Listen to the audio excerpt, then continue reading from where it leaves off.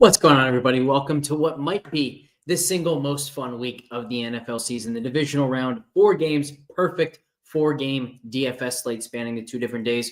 So we're going to talk a lot of DFS today. We're going to talk props, as always. We're also just going to talk football and kind of nerd out about some of these games.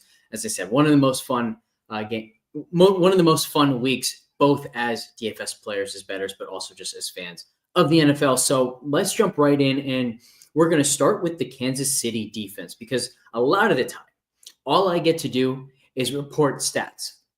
But this Kansas City defense kind of has this almost elegant story to how they've performed, what their tendencies have been, how they've reacted to a couple of weaknesses that really kind of help paint the picture, not just of why their stats look the way they looked so far this season, but also how we can potentially then use that to predict who on Houston, if anybody, will actually have some success this week. So where I'm going to start is with the pretty surprising finding, which is this Kansas City defense has allowed a ton of explosive plays in the second half of the season. In the second half of the season, they have allowed the third most explosive passing yards.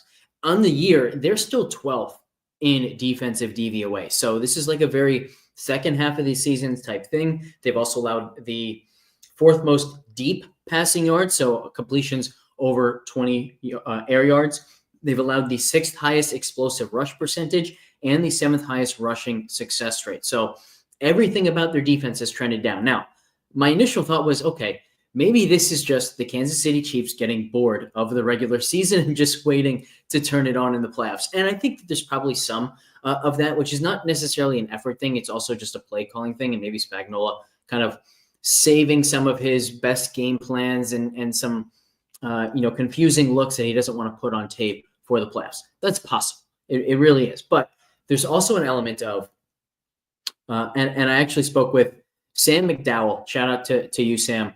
A contributor for the Kansas City Star, sports columnist for the Kansas City Star. And he made the great point that early in the season, this Kansas City defense was atrocious against tight ends. The DVOA allowed to tight ends was awful. And our DVOA adjusted fantasy points against data said the exact same thing. For much of the season, Kansas City was right with Cincinnati at the top of this list, where both of these teams, in fact, had times where they were allowing over 50% of production relative to average more for these opposing tight ends. Now you can see Kansas City has worked their way all the way down to only the 5th most favorable for tight ends across the entire season, which means in the second half, they've actually been neutral, maybe even a bit of a tough matchup for opposing tight ends, getting down to plus 18% here. But in doing so, in Sam's words, like they may have overcorrected and let themselves be a little bit vulnerable deep.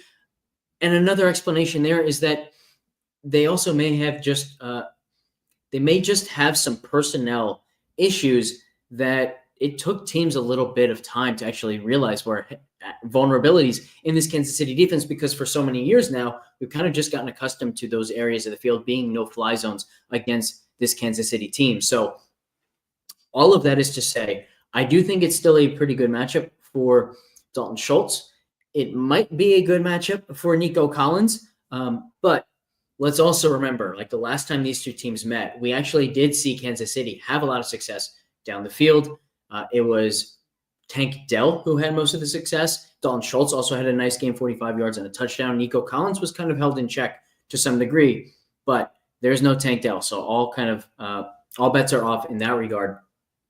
And we're left with one of 2 clear stories, actually one of 3, but the first 2 we can cover very simply, which is either Nico Collins is able to have success down the field because Kansas City just kind of continues to do what they've been doing. They continue to be vulnerable deep, or Kansas City says, hey, wait a minute.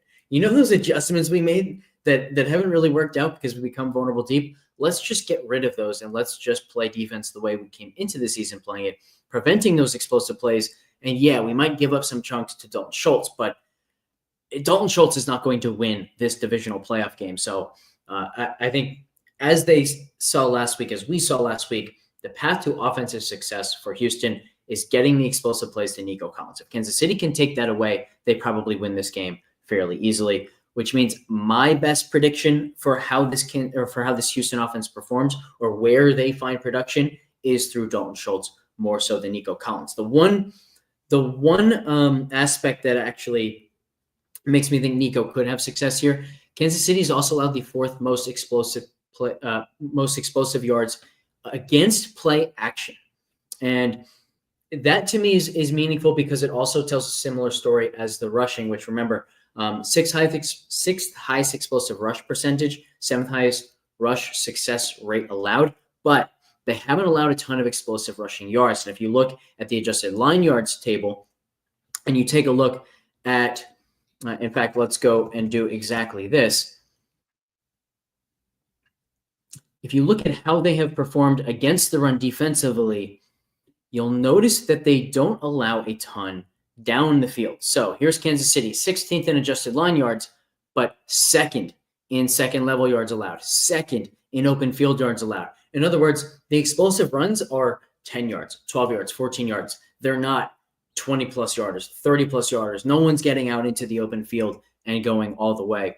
So that kind of says that there's a commitment from the safeties, from the linebackers to prevent those explosive plays on the ground first, and then work their way back to cut off those deep throws. So in that regard, like maybe what we could see is play action work where we do see those in-breaking routes, crossers, deep in type things from Nico Collins where he makes the catch, gets a bunch after the catch. We saw that on his first explosive play against the Chargers last week. So if Collins has success, I think that's the way that he has success. But like I said, I think the more likely scenario here is that Kansas City does say, we're going to get rid of the Nico Collins explosive plays. And that actually gives Dalton Schultz a very real ceiling this week where we could finally see that like 7 catch, 90-yard, 2 touchdown type game type ceiling from him. Far from the most likely outcome, but it is in the range of outcomes. So we don't have ownership projections up yet, but I will be looking at whether Schultz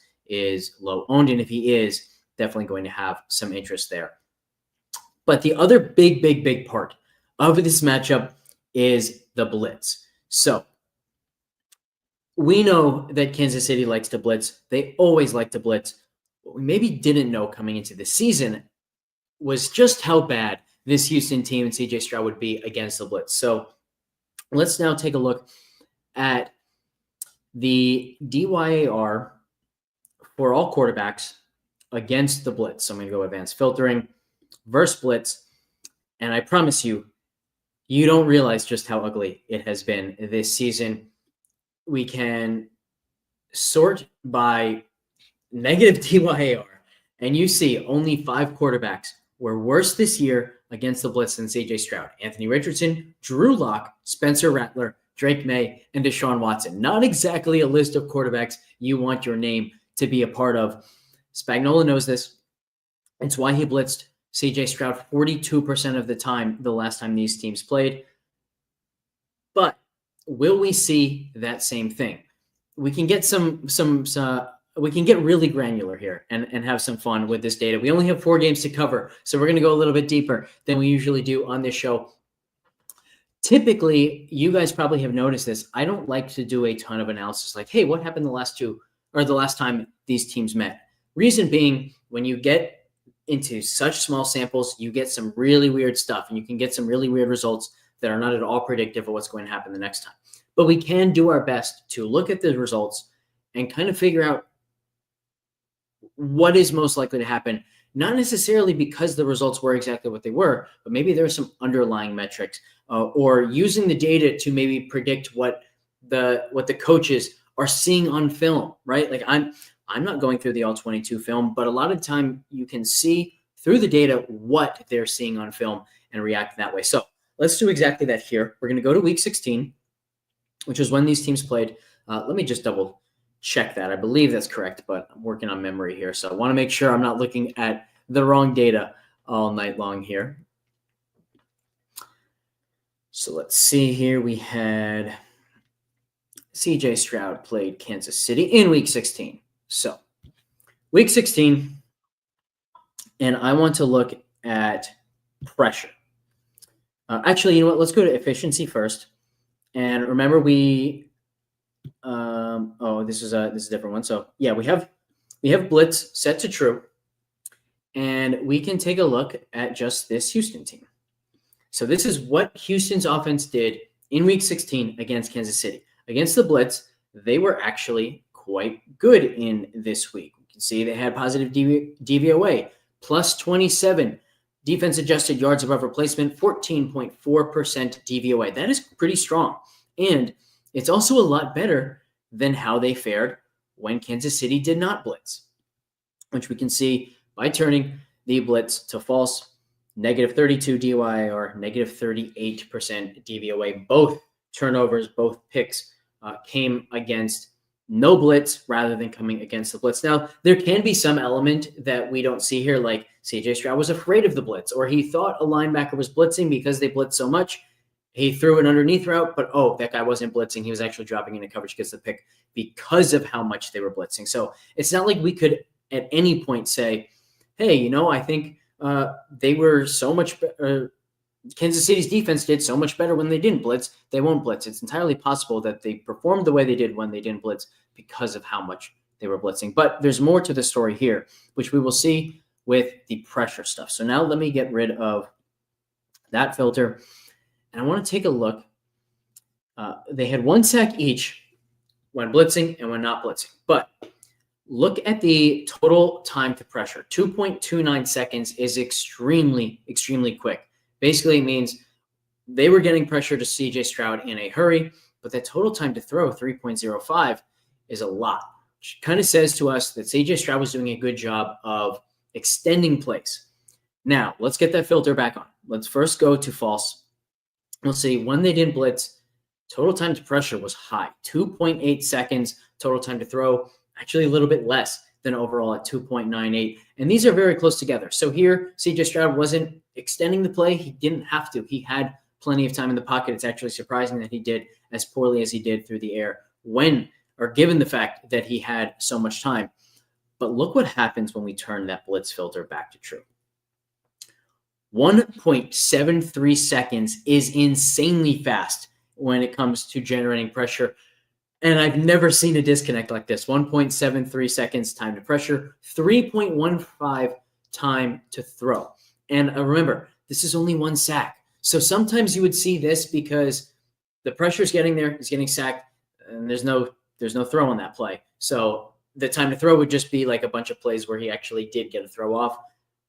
That's not the case here. It's just that he did a really good job of extending the play and finding guys successfully down the field. That is not something that CJ Stroud has done a particularly good job of on the season. And I think that when Spagnuolo watches the tape, if Spagnuolo looked at this data, he will make the same conclusion that he made going into the game, which is we were right to blitz him as much as we did.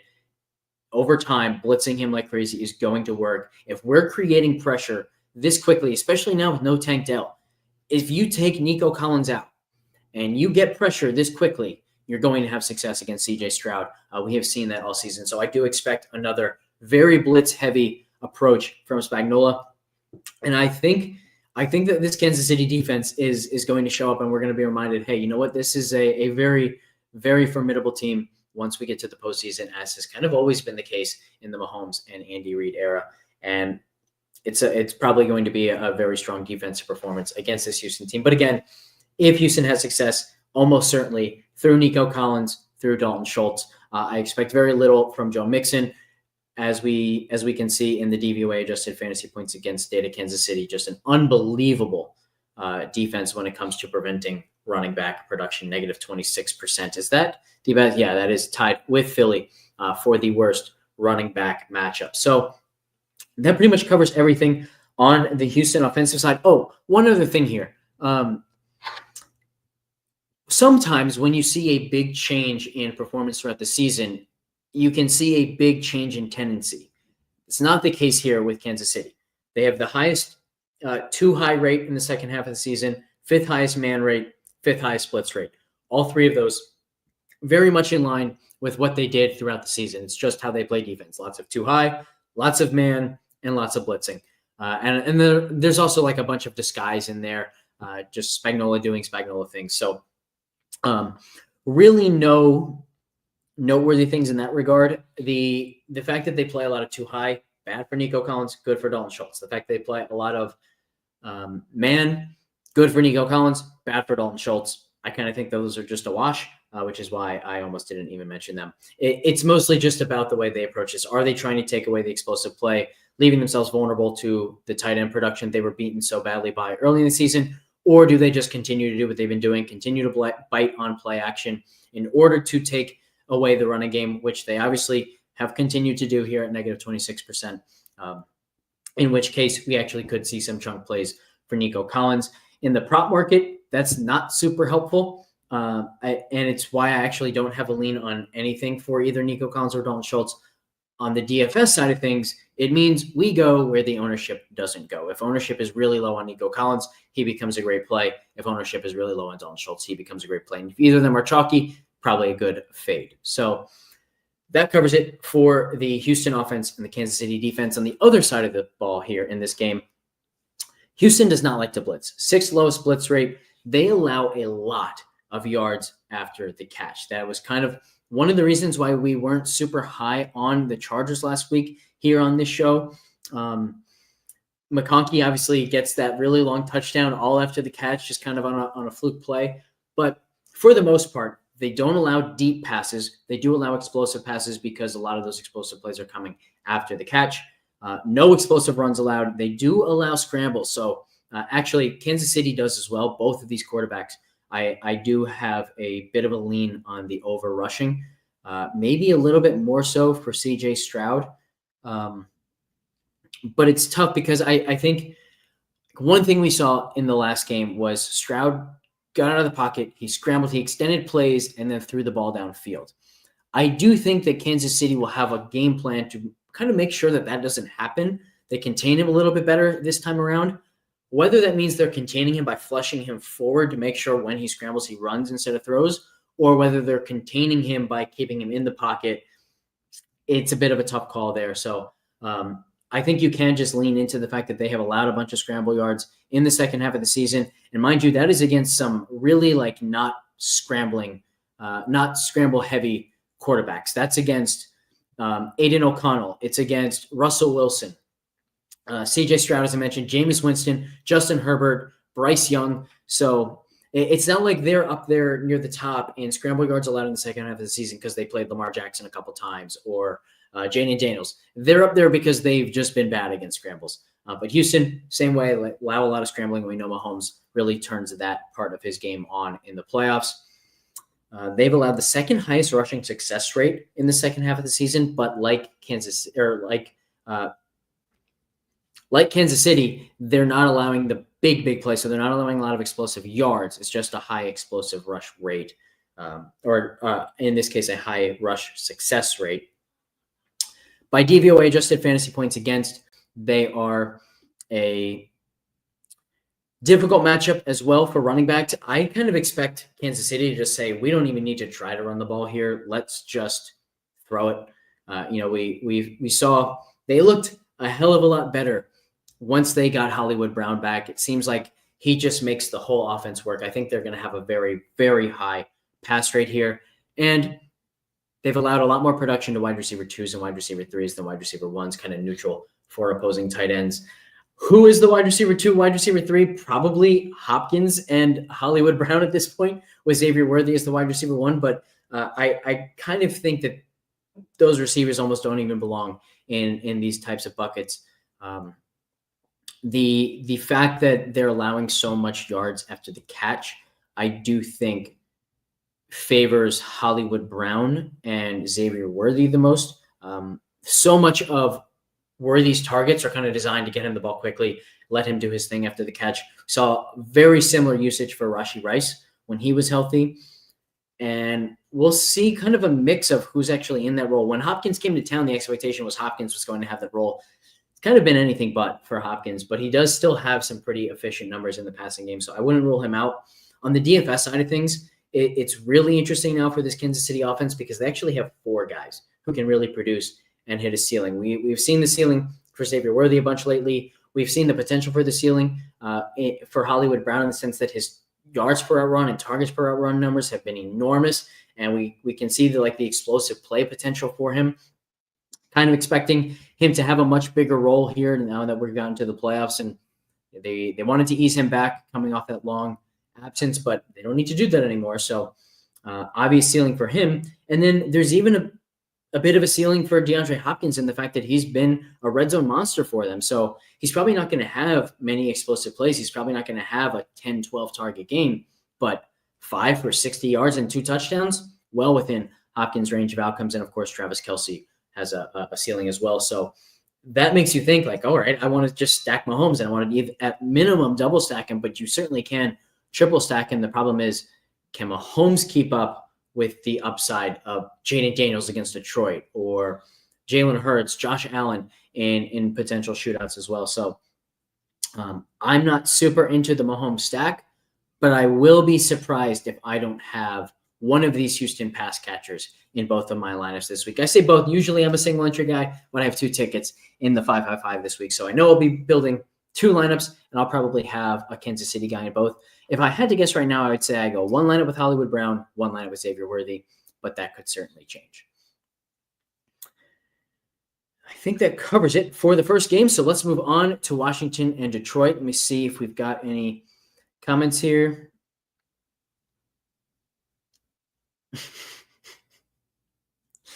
What is going on in the live chat section? That is very strange. I don't know if you guys can see it live, but I'm not going to put them on screen. Hopefully somebody else hops into the comment section so we can get some football discussion going in there. But let's move on to Washington and Detroit. In the meantime, bring up StatsHub once again. And let's start here with the Detroit defense. We have kind of been talking about this Detroit defense for a while now, so you guys probably know exactly what I'm going to say. Number one being they've allowed the most explosive passing yards in the second half of the season by a pretty comfortable margin. And they've done this because, number one, like teams have to throw a lot against them, but they also just haven't been good against the pass. Their pass rush decimated by injury, starting with Aiden Hutchinson. Consequently, they have been blitzing like crazy over the second half of the season, blitzing over 40% of the time. Only Tampa has blitzed more. So as we talked about last week, we know Jayden Daniels has been fantastic against the blitz. Will Detroit blitz him a lot? They probably have to. You kind of can't just sit back. Now, what Tampa did, Tampa used a spy or multiple spies on pretty much every single play to prevent the scrambles. Kind of forced Jayden to have a slightly different approach, but he was still able to just find McLaurin, especially over and over, Diami Brown down the field a lot. So really impressive in the sense that Tampa did throw a bit of a wrinkle at him, and he still was able to figure out throughout the game against a fairly good defense, or at least a defense that at times can play quite well. But certainly impressed with Jayden last week, and this Detroit defense worse than Tampa. Similar in the sense that they blitz a lot, but they do have some very big differences. One of the similarities, they have been 10th in single high rate over the second half of the season. Tampa also playing a ton of single high. That was really good for McLaurin. Also very good for Diami Brown. However, whereas Tampa likes to play a ton of zone, Detroit is 4th in man rate in the second half of the season. Weirdly, that's been bad for Terry McLaurin. I think the reason for that is when you're playing man, it's a lot easier to just say, all right, he's in man coverage, but you, whoever safety you're talking to, you play over the top. You make sure that we don't get beat by McLaurin, and therefore Zaccheaus, Ertz, Diami Brown, they all end up with single coverage. And all 3 of those guys have really benefited from a yards per route run perspective against man coverage. And then, as I mentioned, second in blitz rate here. That has been good for McLaurin. So a bit of contradicting stuff there. The consistent part, though, very good for Diami Brown. They also allow a lot of yards after the catch. Good for Diami Brown, good for Olamide Zaccheaus, and sneakily, very good for Austin Ekeler. They do a lot of stuff with Ekeler, kind of screen passes, just trying to get him after the catch. He leads the team in yards after the catch per reception, and this Detroit defense 4th worst in DVOA versus the running back in the passing game. So Ekeler, very popular last week. Kind of disappointed, guessing he won't be super popular this week, but I do think he's a good play. Actually, on the prop side, I like the overs on De'Ami Brown at 29.5, on Zacchaeus at 31.5, and let's see where Eckler is as well. Could be a really interesting spot where I like the over on three different guys here. We've got 23.5 receiving yards for Eckler as his prop. And let's see, how often has he beaten that this season? So 26, 22, 89, 41, 6-3, 47, 30, 22, 47, and 52. Good, maybe not great. Where do we have him projected now? Let's see. We have Eckler projected for 26.6. So solid, not great. I think probably have to bring up the De'Ami Brown projection a little bit here. But I can do that. I can do that later on my own. Let's see. Zacchaeus, largest edge for us in the prop market here. We've got him projected for 36.9 receiving yards. So definitely like that one. Let's see what else is there. Detroit, despite all of the injuries to the front, they have maintained their ability to kind of take away the run game. Maybe not even take away the run game, but at least contain it to a pretty large degree.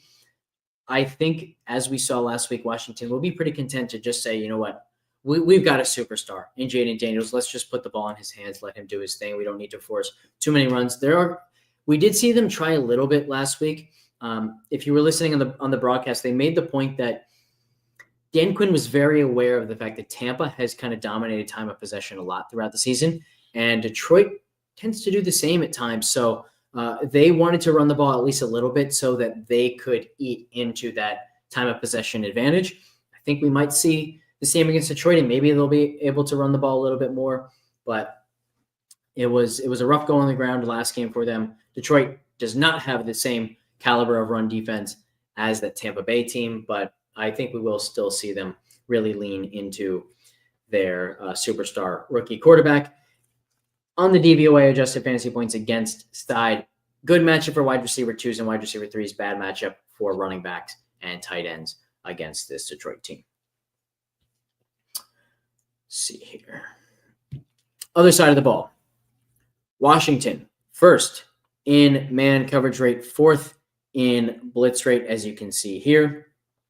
And they have been excellent against receivers out wide. So let's take a look at that. We can go to the advanced filtering, route location, alignment, wide.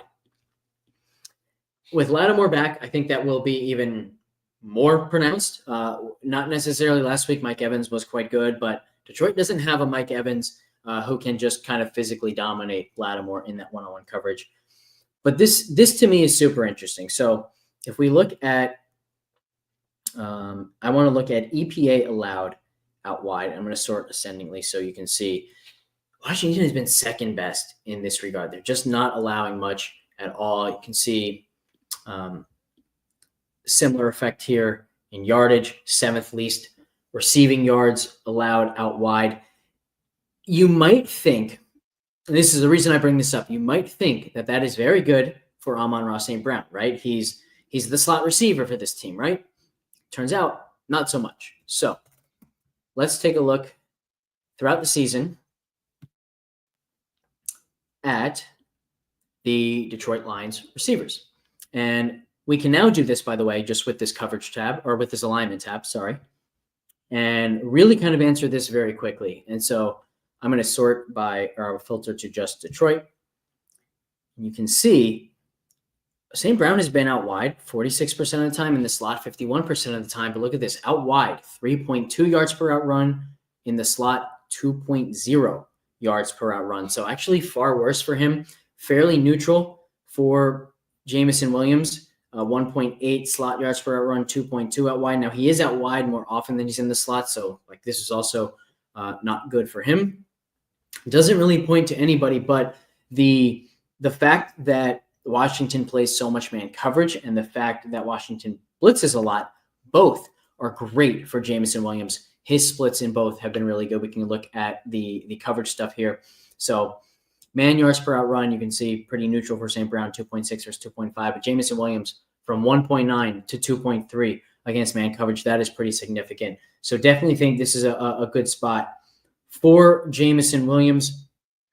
And given the fact that Detroit can be so incredible on the ground, I do think Washington might have to bring some safeties down at times, and then you get the big play potential for Jameson Williams. So $6,100 in DraftKings this week. Guessing he's going to be pretty low owned, and if he is, I think he'll have a very good GPP score because of that explosive play potential and the ceiling that gives him. Washington has been a good matchup for wide receiver ones, a bad matchup for tight ends, wide receiver twos, and wide receiver threes. This is another one of those spots where, like, it's very clear Amon-Ra St. Brown is the wide receiver one, but the way they're deployed, the types of routes they run, you can argue that Jameson is more of the prototype or more similar to some other wide receiver ones, even though he's the clear two in this offense. The reason I think that they could make it a bigger priority than usual to slow down the run game is because they do allow a lot of adjusted line yards. Detroit at the very top of adjusted line yards created. So if Detroit wants to just run the ball, it's going to be very difficult for Washington to take that away from them unless they make it a priority and bring that extra safety down, and then they get vulnerable over the top. Next game, the Rams against my Philadelphia Eagles. Another team here in the Rams who have kind of changed things throughout the season, reacting to an early season weakness and creating a new weakness, just like Kansas City did, adjusting to tight ends and suddenly becoming vulnerable deep. Los Angeles was the other way around, giving up a lot of explosive plays in the passing game early this season and really not so much of late. In fact, they've pretty much completely taken away the explosive passes allowed. Some weird things, they've gotten very little pressure in the second half of the season and a very low sack rate. So I know Dan Orlovsky was mentioning the fact that, like, hey, if you've been watching this team, you know they've got one of the best young defensive lines in the league. He's been saying it all second half. I don't see that in the data, but we certainly saw it against Minnesota, although a lot of that seemed to be Sam Darnold just holding the ball too long. But certainly they were effective last week. It will be pretty imperative for Philly to make sure that doesn't happen this week. Jalen Hurts has some of the biggest splits when pressured versus when not pressured. If you're using StatsHub, you can use that filter of clean pocket as well. So I think that is important, but this Philly offensive line is just so damn good that I do think it's going to be very difficult for the Rams to create even a fraction of the pressure that they created last week. They have allowed the 9th most explosive rush yards in the league in the second half of the season, though I have to warn you guys, that's not so much a trend as it is what happened against Saquon Barkley. They allowed a ton of explosive rushing yards to Saquon, and that one game has kind of put them near the top, or at least in the top 10 of explosive rush yards allowed in the second half of the season. One of the biggest kind of discrepancies for this Los Angeles passing defense is they have been great against the slot. They have been awful against receivers out wide. So that is really good for A.J. Brown. It's spectacular for A.J. Brown. It's also pretty good for Devontae Smith. They also allow a lot of yards after the catch. Also good for A.J. Brown. So setting up to be a very good A.J. Brown spot. But remember, they're not allowing a ton deep. So as I said, they have kind of taken the opposite story, if you will, to this Kansas City defense, where they are now the 3rd most favorable tight end matchup by DVOA adjusted fantasy points against, and they were not this way for most of the season. For most of the season, they were a good matchup for wide receiver ones. They were a good matchup for wide receiver twos. Still are to some degree, but not to the degree that they were for a lot of the season. And tight end has just skyrocketed. Tight end's really, really producing against this Rams team. It's why we were on Hawkinson last week. Really nailed that one. And I think it's a really, really good spot for Dallas Goedert. Because remember, it's not just the fact that we expect Goedert to now get more looks. It's also what is one of the weaknesses for this Rams defense? Yards after the catch. Goddard's strength is yards after the catch. So you're giving a guy more opportunities than he usually gets against a defense that's really vulnerable to his skill set. I think this is an awesome spot for Dallas Goedert. Over 36.5 receiving yards is Goddard's line, and I love it. Absolutely love it. Probably my second favorite pick, maybe my favorite pick at the moment. The only one I like as much, don't even think I mentioned this, is Samaje Perine over 8.5 receiving yards. That one's just kind of been almost a given throughout the second half of the season. I'll just read off his totals: 13, 20, 50, 23, 16, 15, 11, 8, 37, 25, 30, 22, 24, 15, 10. So Perine has been awesome in terms of over 8.5 receiving yards. As I mentioned at the top, I think that we will see a very pass-happy approach for this Kansas City team, which means Perine's going to be on the field. When Perine's on the field, he earns himself targets. Does an awesome job as like the release for Mahomes. So sometimes Mahomes scrambles, but sometimes he decides, I don't need to scramble because Perine's right there and he's wide open. And he's been pretty spectacular in this pass down role. And I think that this line remains as low as it is, because I think there's some thought like, oh, now that it's the playoffs, it's going to be more Pacheco or more Hunt. It's going to be a condensed running back rotation. I don't expect that at all. Just like we saw Ty Johnson continue to have a big role with Buffalo, I think Samaje Perine is extremely valuable to them in his role, and he will continue to see the field in those moments. But back to this Eagles game. The Rams, the only other thing worth mentioning for this defense, they have allowed a lot of scramble yards. So vulnerable to Hurts in that way. And I think the Hurts will be instrumental in the rushing game in this game, not just from scrambles, but also keepers, because I think given the fact that Saquon went for over 250 yards against them last time these two teams met, it has to be a priority for the Rams to say, we can't allow the explosive runs from Saquon. We can give up 6 yards here, 8 yards there. We can give up a 12-yard every now and then. We can't give up 2 50-plus yard touchdowns to him. They've got to get rid of those explosives, which means bake it to Saquon. Hurts keeps it. Good chance he has some pretty easy rushing room. So let's see, what is the line for Jalen Hurts rushing? 38.5.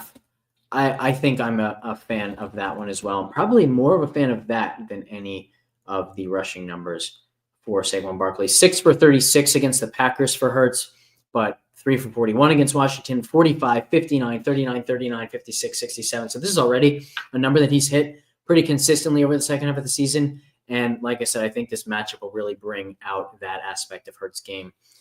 Let's see if his rushing has spiked previously in the playoffs as well.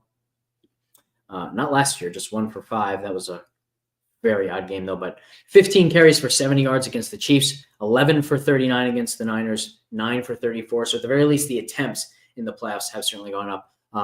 Some of that probably just tush-push related, but I definitely think Hurts rushing pretty solid in this one. Other side of the ball. Last week, I was pretty adamant that the matchup with Green Bay was pretty much perfect for the Philly defense. Everything that Green Bay did well, Philly was poised to just completely shut down, especially with no Christian Watson. This matchup, not quite as good for the Philly defense. I think the biggest encouraging thing for this Philly defense is that they very rarely blitz. And Matt Stafford, this Rams offense has been incredible against the blitz. We highlighted that when talking about how Minnesota might approach the game. Boy, was I wrong about that, by the way. I thought Brian Flores would see that and not come after Stafford. He came after him a lot, and Stafford just killed him for it. So I think we will see an extremely low blitz rate from Philly in this one, which definitely does kind of stunt the upside for this Los Angeles passing game to a degree. Let's see, what else do I want to show here? However, there are a couple things that definitely do favor the Rams, or at least like the key players for the Rams, and certainly making things fairly easy on us to figure out where that production is coming from. So second half of the season, kind of all season long, Philly has played a lot of single high, and they have played a lot of man. So where I want to go is I want to take a look at the Rams and how they have fared against these coverage tendencies. We saw Puka Nacua have a very strong game against Philly the first time around. And as good as Philly's corners are, as good as their secondary has been, it's a little bit different when you face Puka Nacua. And to that point, we have seen 4.1 yards per route run for Puka Nacua against man coverage this season. That is a phenomenal number. Also notice the splits for Demarcus Robinson: 1.6 yards per route run against man coverage, 0.5 against zone. So we hit the over 22.5 on just one reception for Demarcus Robinson last week. Definitely like going back to Demarcus Robinson here. It's down to 21.5. I think Los Angeles will probably have to throw a lot this game. Eagles have been very good against the run. We did see Green Bay stuck with the run last week, but it was a lot of unsuccessful runs for Josh Jacobs. He did break the long one kind of at the end where he got down to the one, so it made his overall numbers look pretty good, but the success rate allowed was fantastic for Philly on the ground in that one. And I think we'll see similar, but the difference is Stafford and this passing game, they can just lean on the pass more than the Packers were able to do last week. So I think we'll see a pretty pass-heavy approach from the Rams. As I said, benefits Puka, benefits Robinson. You see the exact same thing, by the way. Single high, 4.3 yards per run for Puka against single high, 2.5 against two high. Philly playing the sixth most single high in the second half of the season. Demarcus Robinson doubling his yards per run against single high compared to his two high yards per run as well. So good spot for Demarcus Robinson. It's not like I'm recommending playing him on DraftKings, though. I like the prop because the number is really low. 21.5 is a very low number. I don't need to mess with him on DraftKings. You can. He catches enough touchdowns, right? Like you can see here, he's got 7 touchdowns on the season, actually leads the team in receiving touchdowns. So it's not like he's an impossible play. Just don't expect 15 to 25 DraftKings points from him unless he catches 2 touchdowns in this one, which he has done this season. But that is his only path to being a great DFS play. Let's see some other stuff about this Philly team. They have allowed basically no explosive passes whatsoever. They've been phenomenal in that regard. Number 1 in the season. We mentioned that last week against that Green Bay team. They also allow very little yards after the catch. One of the best tackling teams this season after being one of the absolute worst tackling teams last year. Credit to the linebackers. Credit to C.J. Gardner-Johnson. Credit to Vic Fangio just installing a culture of we are just going to tackle the hell out of guys. You can see, I think Dan Orlovsky has made this point all season. Every single time you see a catch against Philly, they're not being tackled by one guy. They're being tackled by 4 or 5 guys in the area. So very much a systematic approach there and why they have been so successful at preventing yards after the catch. The only kind of guys who have succeeded against this Philly team here on the DVOA Just for Fantasy Points Against tab is wide receiver 3s. Plus 10%, brutal matchup for everybody else. Minus 16% for quarterbacks, minus 26% for running backs, tied as the most difficult running back matchup. Negative 30% for tight ends, negative 22% for wide receiver 2s. Puka, Demarcus Robinson, kind of the only light at the end of the tunnel type plays for the Rams this week. Is that also the most difficult tight end matchup? It's kind of crazy. Most difficult running back matchup, most difficult tight end matchup, and most difficult wide receiver 2 matchup. That is insane. And it's also a lot of fun as an Eagles fan to see that. All right. Is that everything from this game? I think it is. Baltimore and Buffalo. Probably the game of the week. At this point, all the games are good, but Baltimore-Buffalo is one of those where if you were dreaming up matchups that you want to see happen in the playoffs, this would be near the absolute top of the list. So very excited to cover this game here. Let's start with the Buffalo defense. They have been the worst defense in the league against the slot in the second half of the season. I can actually show that real quick. Let's go to receiving. And actually, I don't even need to do that. Maybe I do. I want advanced filtering. And I want to go to route location. And let's go to slot instead of out wide. Whoops. And now we can sort by EPA allowed. Got to go to efficiency. And there you see Buffalo. Worst in the league, barely worse than the New York Jets. But look at that gap, by the way. Big gap after Buffalo and New York to even the third worst against the slot. So really, they have been decimated by the slot. We'll take a look at who benefits in that regard. But I will give a bit of a spoiler there. It's not quite so clear exactly who's going to benefit the most. They use a lot of different guys from the slot, and a lot of the guys actually don't produce as well from the slot as they do out wide for this Baltimore team. So still worth noting, though, they've been that bad against the slot. If you can figure out who's going to be running the routes from the slot most often, you can find some success. Buffalo also 8th in zone rate, very good for Rashad Bateman. This team has been excellent versus scrambles as well. We pointed that out with Pittsburgh, and Lamar just kind of killed them with design runs. They just had no idea what to do against the run. When they made it a priority to make Lamar hand the ball off, Henry got a chunk gain. When they took Henry away and actually allowed Lamar to keep it, Lamar got a chunk gain. Every single time Lamar made them incorrect. I was shocked and disappointed in Tomlin. I kind of talked him up and how Pittsburgh was really, really well coached in that regard, and they just didn't have the type of game plan against Baltimore that they have had in the past. Very, very confusing as to why that was. But here we get another team excellent against scrambles against Lamar Jackson. They create a lot of pressure without blitzing, which I think is like the number one thing you probably have to be able to do against Lamar Jackson, in part because that means you can leave a linebacker instead of blitzing him. You can leave him as a spy and prevent the scrambles that way, but also maybe even prevent him from extending the play and creating outside of the pocket for passes the way he has done so magnificently all season.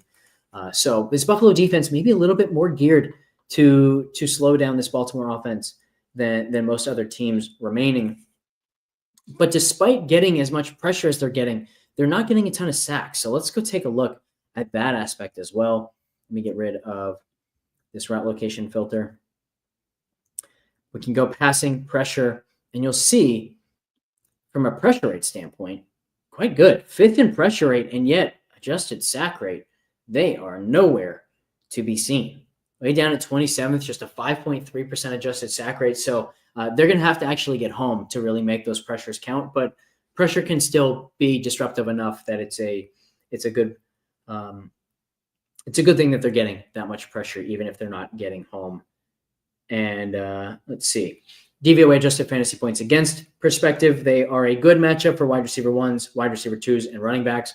Bad for wide receiver 3s, but they're not a tremendous matchup for anybody. I think plus 13% is definitely the most noteworthy thing against running backs.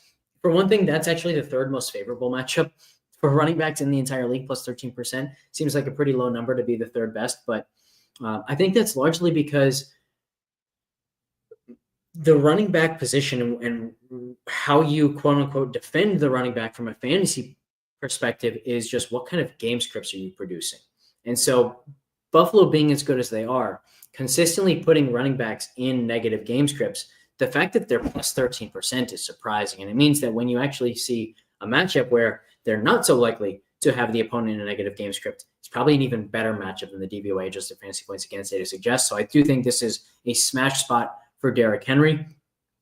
And I think that even if Buffalo decides, hey, we know they're going to try to attack us by running and running and running, I just don't think that they can really do anything to stop it because of the threat that Lamar Jackson presents when he keeps the ball, whether he's keeping it as play action or keeping it to run himself. I just think we're going to see another big one here from Derrick Henry. So Rashad Bateman stands out because of his own coverage, and then Derrick Henry as well. Before we move on to the other side of the ball, let's take a look, see if we can find anything in the alignment splits that would really point to one of these Baltimore pass catchers over the others. By the way, we still at this point don't know whether or not Zay Flowers will be available. I kind of expect that he won't, but that is not, I wouldn't even call that an educated guess. That is just purely a guess at this point. So let's go to Baltimore and let's see.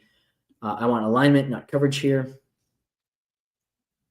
So on the one hand, like, wow, 3.5 yards per hour run from the slot for Rashad Bateman. That's awesome. Except he's only been in the slot 10% of the time. So you can't really call that a great thing for him. 63% slot rate and 52.5% slot rate for Isaiah Likely. That is certainly good. Yards per route run actually goes down, though, for Mark Andrews.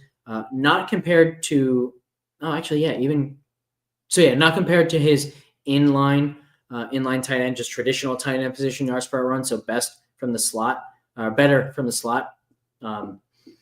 I think the best one is probably Isaiah Likely, 1.6 yards per run. So really closest to gaps.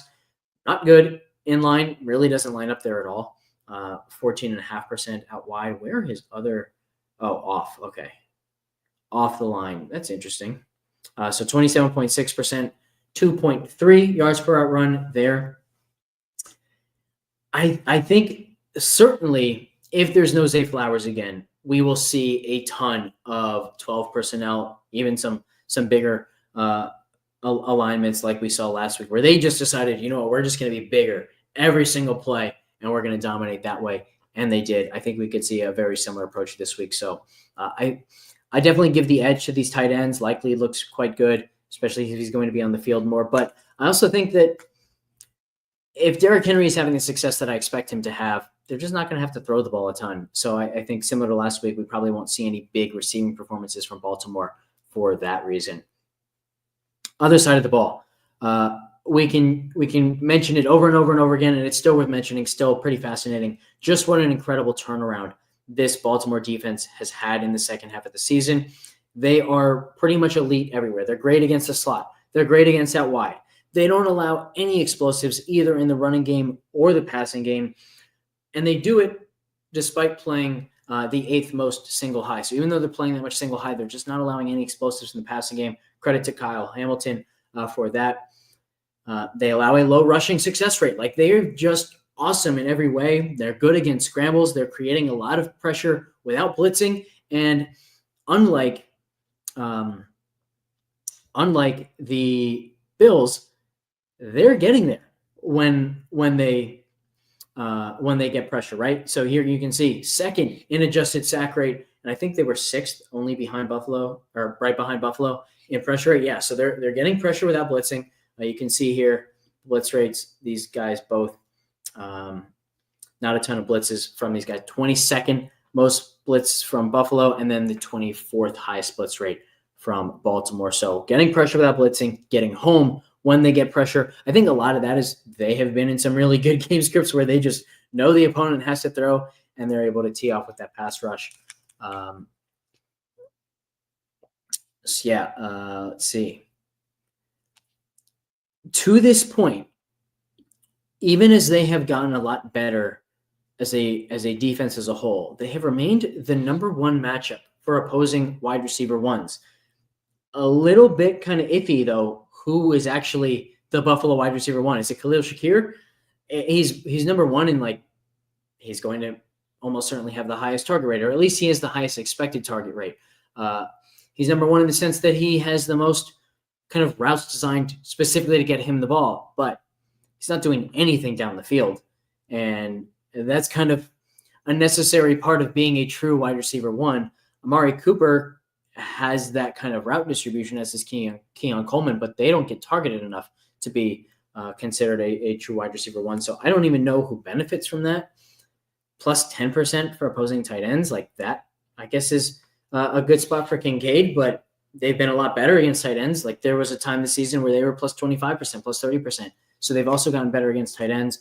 And you can see here a very bad matchup for running backs and wide receiver threes. On paper, at least, I struggle to see where Buffalo has an advantage in this game, and it's so easy to see where Baltimore has an advantage with Derrick Henry. Also note there that, if that comes to fruition, guess who's going to have the ball more often than the other team? Baltimore. If they're able to run the ball that consistently, that successfully, it's just going to be tough. I think the path for Buffalo has to be, number one, that they do a very good job against the Baltimore passing attack, which, if they're able to do that, they're at least able to catch them some of the time in second and long, third and long, in actual, obvious passing situations where they can then continue to have that success, get some stops. But then we're also on the other side of the ball just going to need to see a heroic performance from Josh Allen. I do expect to see a lot of Ty Johnson again. I will say that. Given how good Baltimore has been against the run, I don't think we'll see a ton of success for James Cook. And if they're in a lot of obvious passing situations, if they have to go to a more pass-happy game script, if they just say, it's going to be tough against this team. We should put the ball in Josh Allen's hands as often as possible. It makes sense to have Ty Johnson on the field. So whether we're looking at some overs on Ty Johnson receiving yards or considering at minuscule ownership and near minimum price again this week, as we did last week, 0.8%, by the way, with 15 DraftKings points. That was a phenomenal call. It's too bad almost every other part of my lineup failed to make it really count. But I do think Ty Johnson is in play. Currently have no rushing yards props, no receiving yards props, or rush plus receiving for him. I do expect that we'll get that. I also like whatever longest reception opens for him because he's getting so many routes downfield. We saw the touchdown. It didn't happen the way it was designed, but that was a wheel route. We also saw a very successful wheel route against Detroit in that shootout that they had. So I expect lots of Ty Johnson that way. I think that will do it. 55 minutes in, 4 games, pretty solid there. You guys, reminder, you can watch this show throughout the entire week. It will remain super relevant. Thanks, everybody, for tuning in. And I will be back next week for the matchup show for the conference championships. See you then. Goodbye.